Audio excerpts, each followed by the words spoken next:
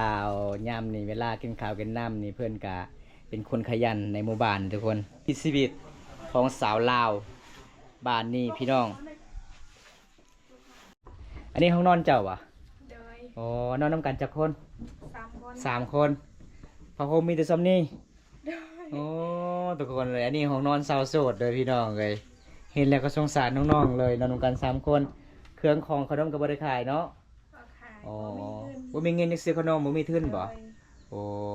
โดยตอนนี้สิพาไอไปใส่ไปเอามะม่วงบ่ไปเอาทุกคนไปเอามะม่วงกับน้องก่อนนะทุกคนเลยนี่เพื่อนภาษาเพื่อนเอิ้นว่าเหยาะเปรียลปลาไหลเปรียลเลยทุกคนเลยอายุ16 ปีป่ะเจ้า15บ่โอ้อายุ15 ปีเลยทุกคนเลย15 ปีเอาผัวได้อยู่บ่15 ปีนะ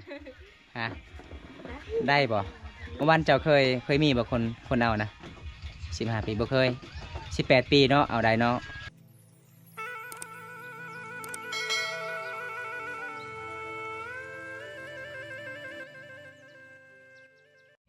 จับเลยเนาะถ้าจะจับนี่ผู้ใดกินกระแสบมันนัวได้เจอ เข้ามาให้กำลังใจทางส่วนและทีมงานทุกๆคนเด้อจาก FC ฝั่งไทยด้วยจ้าเด้อสวัสดีขอบใจละลาเด้อน้องสาวเพื่อนผู้ใดเนาะเพื่อนซาเจออีกเด้อแม่นเลยแม่นซาเจอ đó là món chậu quay chậu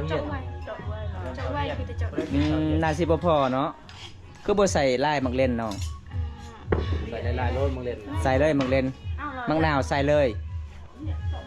ใส่เลย chậu quay này ใส่หลายแซ่บหลายใส่น้อยก็คือเฮากินเบิดแสดงว่าบ่มีปิงนัว chậu nơi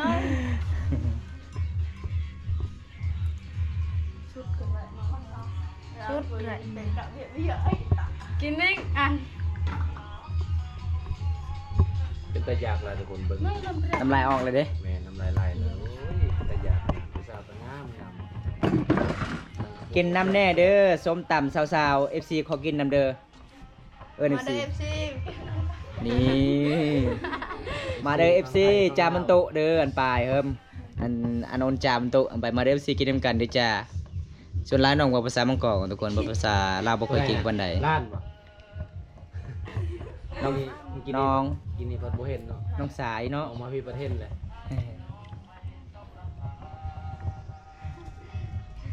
วัดดิจาคนงาม โอ้เจ้าน่าจะทัดสายเนาะท่านอาจารย์เบิ่งสายเฮ็ดเวียกทางให้เฮ็ดส่วนกัน กระมูลอ้อทั้งอ้อคือกระมูลวิลาร็อกกี่ยาวเว้ย กระมูลวิลาร็อกริงจันเหยาะสะอุ้ยลึก แรงเลยกับค่อนข้างเอาเรื่องอยู่นะประมาณอยู่ เลิฟเจ็ดขับใจเด้อ 9 องศาเลยหรือว่า แปดใส่ลายแปดบ่ดวงสวรรค์ครับบ่าวกันลง ở đây hạt chỗ đó hả ลอยเมียตลอด แสดงว่ามื้อนี้ลายสูตรเนาะอันนี้เป็นสูตรสาวจอนนี่เด้สูตรสาวเจอสูตรสาวย่ำสูตรสาวสุดสาวเฮียนยังแต่สูตรสาวน้อยบ่เห็นนี่ยังสาวน้อยใส่เป็นนัวบ่จังหน่อยนี่นะ สาวหน่อยเป็นคนตัก ส เรา มาธิดีเนาะ แม่ เฮ็ดตามเฮ็ดยังกะซอยกระเทียมซอยกันไป คือที่แสบเลยบ้าใส่กับ ผู้สาวหลายคนเลยทุกคนเลยแสดงว่าซื้อหยังน้อคนนี้ซื้อสาวจอนที่2ซื้อสาวน้อยที่3ซื้อสาวเฮียนที่4ซื้อสาวสุดผู้ใส่หมวกก็คือสาวย่ำที่เสื้อแดงเป็นสาวเจ้อเด้อทุกคนเลยฝากซองด้วยนะอายบุญตาโอ้ฝากกดติดตามซองเบาดองสวรรค์เฝ้ามังกอกในเด้อเป็นทีมงานของบาวบุญตาน้องสายบาวบุญตาเอง14ทุกคนฝากกดติดตามในเด้อทุกคนได้ฝากเป็นกำลังใจให้เพิ่นแน่ chậu lọc ở đây hả แต่ข่อยย่านสากสาวเจอนี่ยาวใหญ่อีหลีโอ้ย ถนัดเลยเพิ่นจับเบิ่งในทุกคนเลย ตื่นประแดก จับแท้จับว่าเนาะสายลายแซบลายประแดก ตื่นประแดกอยู่นี่ตั้มบ่ได้แหละมันก็ดอนเสียตาตัวนั้น này là chậu này này chậu này này เอา ลายสุ เอ ด ป้าแบบนี้น่าจะแสบลาย chậu đó là ตื่นน้ำใช่ปะ ตื่มน้ำใส่สาวจอน เวลาจะยิ้มนี่ค่อยเบิ่งแขวเจ้านี่จะเป็นสีดำๆมันเป็นสีทองๆจะใส่หยังน้องฮะมันเป็นแต่มันเป็นธรรมศาสตร์เลยบ่โอ้บ่แม่นจะใส่ดอกพันธุ์บ่น้องบ่ใช่มันเป็นเองมันเลย เขาใส่บ้าน เออ คอยละเบิ่งผู้สาวเขตนี่ส่วนหลายก็จะมักใส่ดอกฟันทุกคนเลยเวลายิ้มนี่มันยิ้มนี่ยานเจ็บปากแน่ ยิ้มค่อยๆมีนะ เสือบอิหยังเสือป่าทรงเสียงนะครับอิหยังเนาะครับเสือป่าทรงเสียงนะครับ ต่อไป เพิ่นว่าคันทาโสดทรงเสียงนี่เด้อยกมือนี่เด้อทาโสดนะโสดบ่เจ้าอะโสดก็ยกมือแน่นี่โสดเด้อทุกคน ไอ้น่าใช้จิ้มอะไรจิ้มอะไร สบายดีเด้อพี่น้องเอ้ยสบายดีเด้อจ้า ยกมือไหมคะเลยกระโชดไหม กระโซนแล้วยกมือฮะก็ได้อยู่ ต่อ ซีมลองเบิ่งเป็นยังไงเนาะ เอามาในจิ้ม เป็นยังไง เฮียน แอม เฮียนเอาจิ้มอ่ะ จิ้มเลยเหรอจิ้มแอมเอ้ย เป็นแม่ค้า เลือกเจอ ไปเลย แม่ค้าก็สนักเดินแม่ค้าต่างหากเนี่ยดอกแม่ค้า แม่ขาชุดชิมือแม่ขาแล้ว คอเสียงซาวเสื้อสีผ้าแน่ผู้ใดเนาะเสื้อสี สาว ฟ้า น้อย สาวน้อย แม่น เออ เอาละวะ ยังโสดบ่สาวน้อยเจ้าโสดเด้ออ้าย โซจากเปอร์เซ็นต์ เชิญแสบมีวันที่ดีนะ โดยขอบใจละลายมากินน้ำกันด้วยจ้า ปาดเดี๋ยวเป็นตะแซ่บแท้ตำกระปุ่น แตงโม ตำขนมจีนชิมือสาวอีหยังสาวเจิดบ่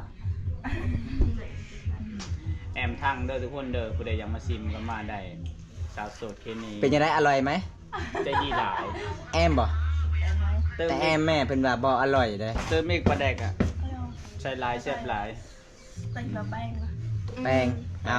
ประเด็กใส่อีกประเด็กนะใส่รสประเด็ก อันนี้นาโตะ จบร้อยเนี่ยก่อน มาเด้อกินหยังเนาะ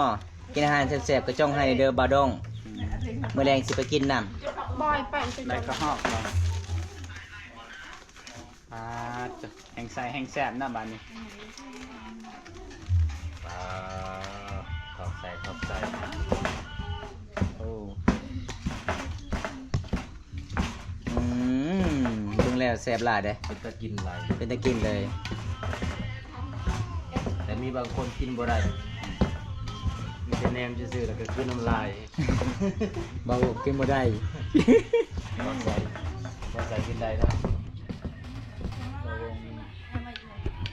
โลกไป เอาซีไหมอร่อยไหมไปใส่ซะยัง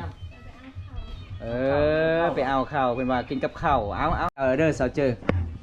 น้องเจ้าอยากกินคือกันได้สาวยามจะไปเอาข้าวอยู่เฮือนเจ้าบ่เนาะฮะอ๋อเอาเพิ่นก็อยากกินข้าวกับข้าวปุ้นทุกคนเลยเพิ่นว่า อากาศบ่ฮ้อนบ่ครับ คือใส่เสื้อแขนยาวทุกคนฮ้อนหลายอยู่แต่ผู้สาวออฟผิวครับ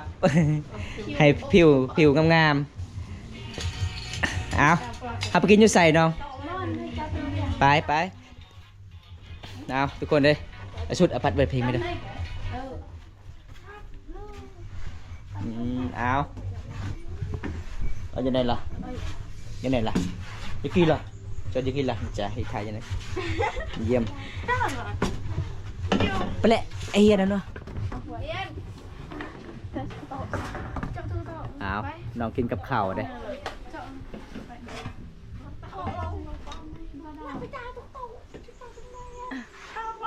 เจออันดา เอ้าเหรอเนี่ยเอ้า cho tôi có thổi tôi có tỏ lý hếtเอาดาวไปอาเกียเอ็มไหมมีคนโสดครับผู้สาวมีคนโสดบ่ครับผู้สาวแม่นะครับไม่ใช่คนโสดนะครับคนโสดเด้อคนโสดเด้อจ้ะ มาเด้อ มีแต่คนโสดๆเด้อจ้ะ มากินนาตำมักละกอใส่ข้าวปุ้นเด้อชิมือสาวเขา แสบเนาะ แซ่บ เอา FC นี่เด้อผู้สาวโสดทุกคน มาเด้อมากินส้มตำ นี่กินส้มตำทั้งกันเด้อจ้าสาวเฮียนจะบ่ได้กินบ่น้อง เราเฮียนคาลุงหน่อย อืม คางลานเพิ่นทุกคน เอากินเลยเด้อ ไอ้จ้า เอาลงมือเลยน้องเอ้ย เอา ไอ้ยังสมอยไปว่าไอ้ยัง มวย สมอย หมดแล้วคนใดได้ครับ ผู้นี้ก็โสดผู้นี้ก็โสดผู้นี้ก็โสดผู้นี้ก็โสดแต่ผู้นี้ก็โสดเลยกินง่ายอยู่ง่ายดีครับ แม่นครับกินแบบง่าย ๆ เลย อันนี้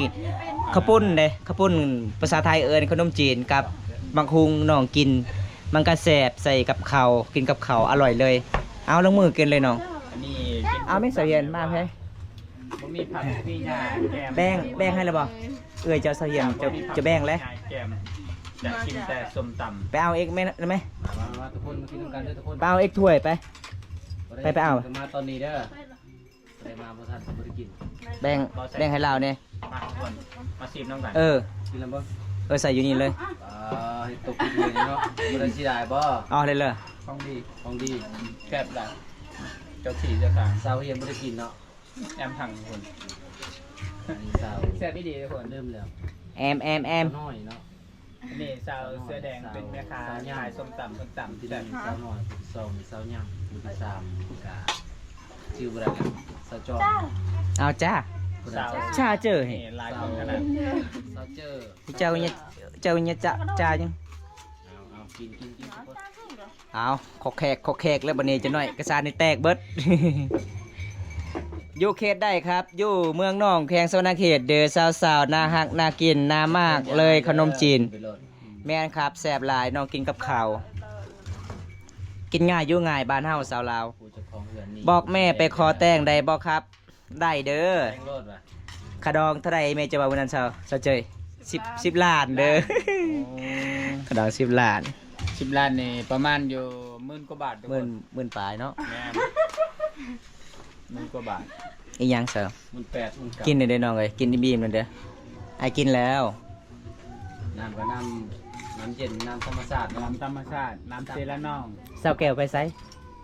บัดซะยอง เราไปทำจางตลอดบ่ ไปตั้งใจน้ำ บ่เห็นลาว ลงมือเบาเอาลูก นั่นเซ่บ่ เอาลูก ว่า คาลูกน้อยเนาะ ใกล้ว่าบอกไปตั้งน้ำ บ่ไกล ไปได้แล้วบนโดนอย่าไปยัดเด้อเจ้ย ย่างไปบ่ ดังไว้ อะไรอย่างเงี้ย ดังไว้เด้อน้ำเปยกี่เด้อต้ม อันละจะเมาเหรอ แล้วแต่ตะเมา จะเขาเลย 10 ล้านทุกโพดงามปานนี้นี่ผู้นี้แหละขะดอง10 ล้านนี่แม่เพิ่นว่ามื้อนั้น กันเอาแพงยันบ่ได้ลูกเคยกระดองเทนเนชั่นไลน์ก็ชุงสุดก็30,000 กว่าบาทเนาะ30,000ก็30 ล้านทุกคน กินหมดเด้อถ้ากินบ่หมดนี่ปรับใหม่ได้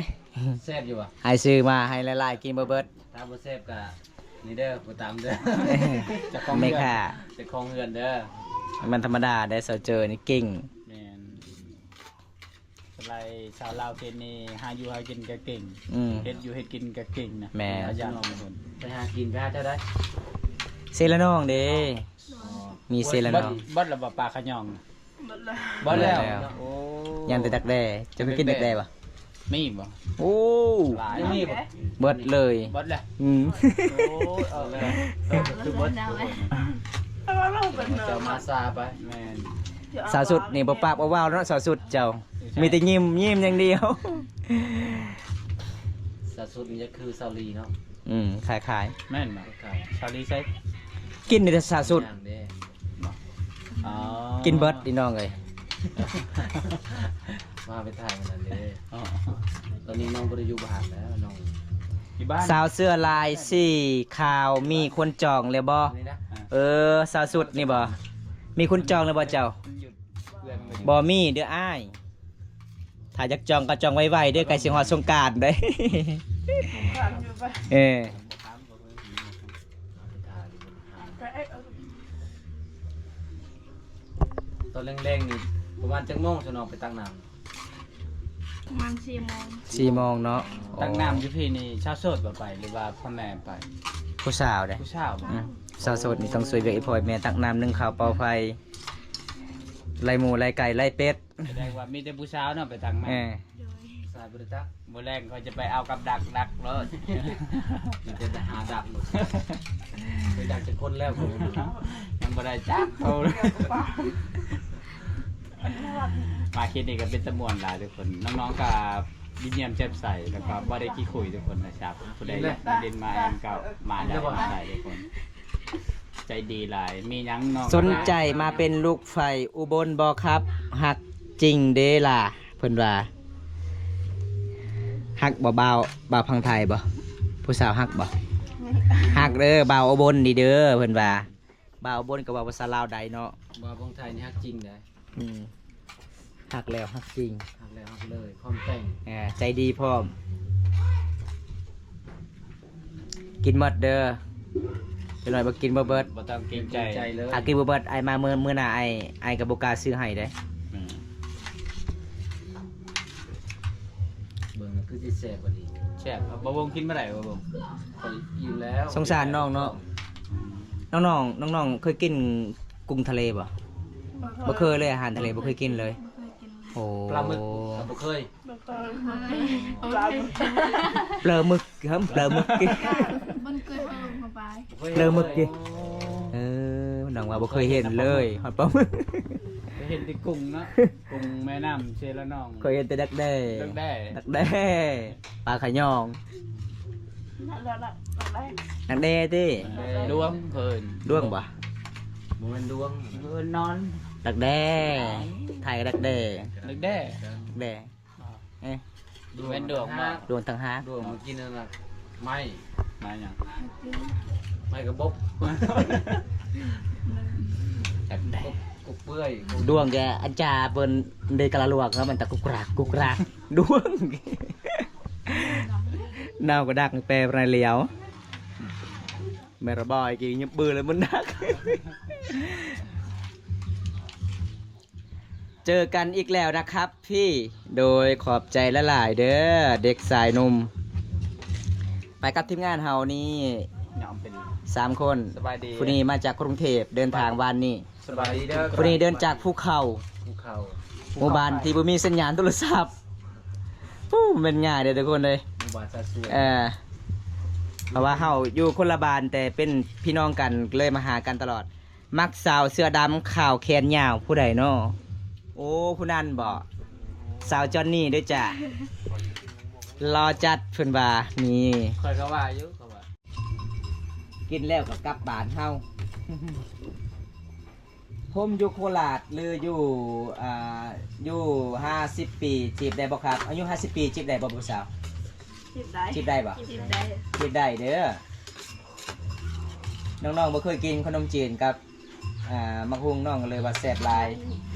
น้องอยากกินลองที่สุดกับกุ้งกับปลาหมึกทะเลทุกคนเลย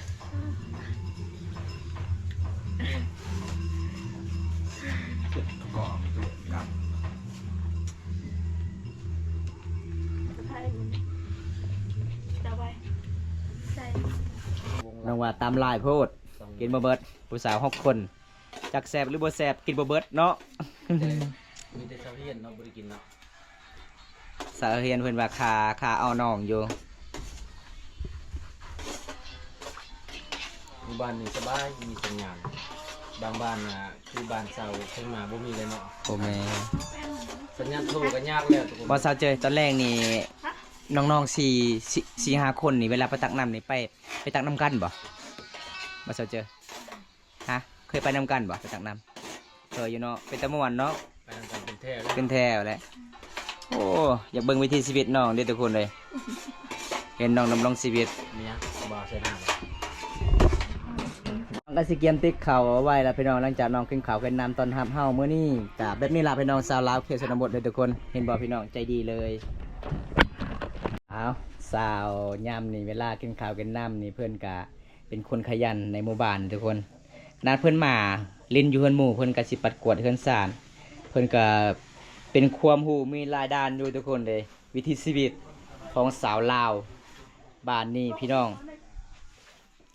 แต่เสียดายมีสาวลาวเขียนนี่ส่วนใหญ่เขาเจ้ากับบริเรียนหนังสือ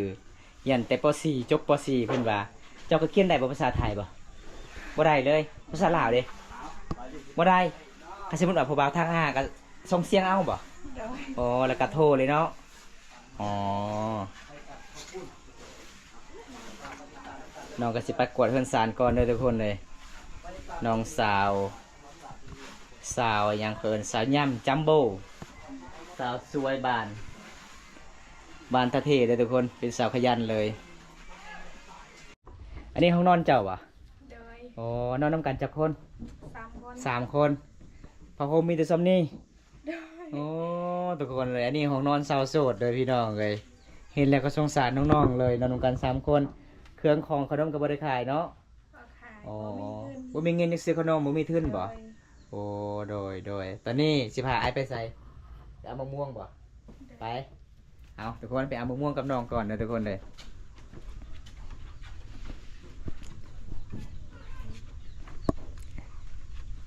หลังจากกินมะคุ้งกินข้าวปุ้นแล้วเฮาก็สิกินมะม่วงต่อได้ตอนนี้น้องสาวเพิ่นก็สิพา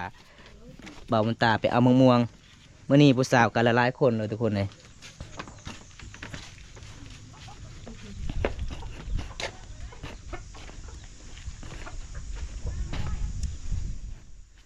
ใส่มะม่วงน่ะอยู่พุ่นบ่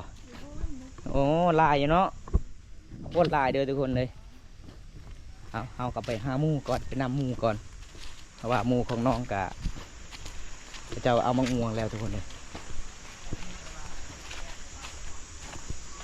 มาได้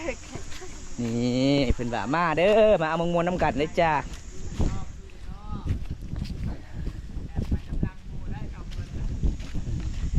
เอาหอดกกมะม่วงเลยเด้อ เขาจะเมื่อปลาแล้วก็มาสองคนอยู่ มาเบิ่งห้องสาวโสดก่อน ว่า มาผู้ได้ปีนั่นนะ นั่งเจอนั่งเจอเก่งขนาดเนาะเจอเนาะโอ้ ที่นี่กมะฮุ่ง เออ อันนี้ตุ้งมะม่วงเลย เอาตลอดเลย เวลาจะ นี่ทุกคนสาวละลายเลยพี่น้องเลย นี่นะเจ้าย่ำในปีนเก่งขนาดบ่เห็น น้ำนั่นแหละภาษาไปอาบน้ โอ้ เสียแล้วน้อง อันนี้ย่างไปเป็นเดียวเขาจะ เออ เนาะ ำเออ หมู่บ้านตีนติดกับแม่น้ำ เป็นได้สาวย้ำได้ลายอยู่บ่น้อง แล้วให้ ภาษาบ้านเจ้าเอิ้นมังอีหยังอันนี้เหาะหยังเหาะเปรียลเหาะเปรียลคือมะม่วงเลยทุกคนเลย ม่วงอ้าว วันนี้น้องสาวเพิ่นก็สิเก็บมะม่วงก่อนเพราะว่าทีมงานเฮามาเยี่ยมมายามเขาเจ้าต้องเก็บเป็นนี่ตอนหับมีหยังก็กินน้ำกันเด้อทุกคนนี่น้องสาวสุด เป็นลายดู สุดแต่แล้ววาสนาเนาะเจ้าเนาะ อันนี้น้องสาวยำสาวเจยเพิ่นปีนกกมะม่วงทุกคนนี่แสดงว่าผู้ได้เมียสาวเจยนี่เป็นเมียนี่ เวลาเฮาเห็นก็ฮอกขึ้นกกใหม่มันแลนเลยเด้ปีนโลดลื่นจับโลดเป็นกกใหม่เก่งเด้ ดำมะฮุ่งกับเมื่อยกินอะไรกินปักม่วง เอาหลังจากนั้นเอากะ เขาจงมะม่วง กินมะม่วงนี่ทุกคนเลยผู้สาวลายากเนาะประตูเฮาเนาะต้องเฮ็ดเป็นนี้ตลอดเอาอันนี้คือเป็นเงินน้องสาวเจอเลยทุกคนเลยมาเมื่อนี้ว่าได้พอไอ้พ่อไอ้แม่ของเพิ่นพี่พ่อไอ้แม่ก็ไปเบียกบัดพี่น้องมีคนจากไปพี่น้องเขาเจ้าบ้านตะลีก็เลยเขาเจ้ากลับไปเฮ็ดงานระเบิดเลยทุกคนเราตะกแตนั่นเถอะใส่หยังใส่เจลคิงบ่โอ้เพิ่นว่ามีคิงไปพร้อมทุกคนเลย ว่าสาย เอา และ อาทรายคือขิงเลยทุกคน เข้าใจน้ำกันเลยพี่น้องอาทรายบ่แม่นว่าผู้ชายเด้อทุกคนอาทรายคือขิงเด้อระวังในน้องเลยสารของสาวเจอนี่มันหักเลยได้เพราะว่าไม้มันเก่าเลยเด้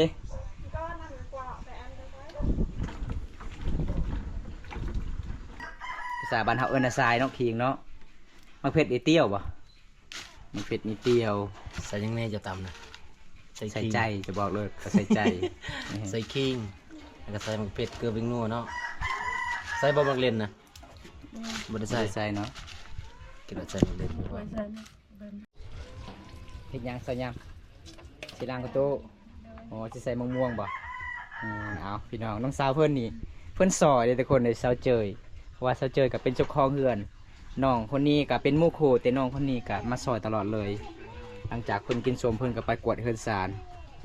เป็นสาวขยันกับว่าได้ในหมู่บ้านนะทุกคน หมู่ครูเพิ่นก็รอทาลายเป็นสาวเคสรบบ้านเฮาแบบนี้ได้อทุกคนเลยเอาหลังจากเพิ่นล้างมาเรียบร้อยแล้วทุกคน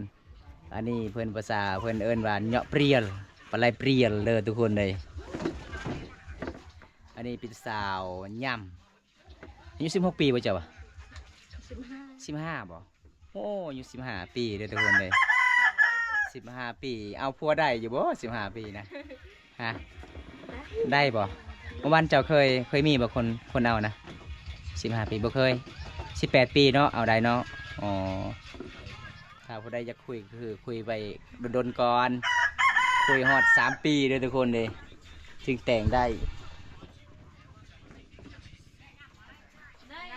อย่างผู้บ่าวจอมห้า กิ้วมันในเกาะดังเหรอ เออ ไอ้คือไปแล้ว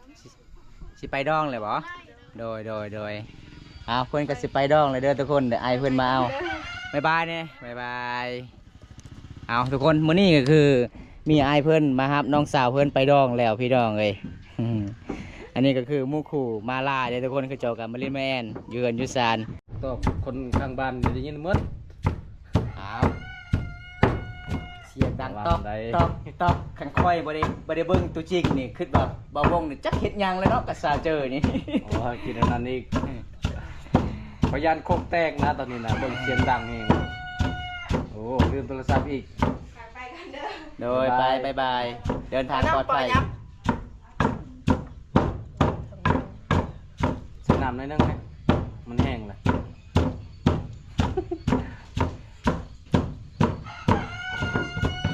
สิแหลกสิมุนอยู่บ่ใส่น้ำดู ไอ้ผู้สาวบ่ได้ไปบ่ดองบ่สิเจ้าบ่ได้ไปบ่มีรถบ่โอ้ย่างเอาเลยฮะบ่เคยย่าง ย่างบ่ได้เนาะมันไกลเนาะทีนี้บ้านตะอุยชุมเผาตะอุยเด้อทุกคนเลยสวนสาวย่ำเพิ่นไปแล้วเพิ่นว่ามีอ้ายเพิ่นมาหับทุกคนก็เลยสาวยำกลับไปส่งคือกันมื้อนี้ทางสาวบ้านเขาเจ้าก็ไปส่งนางเด้อทุกคน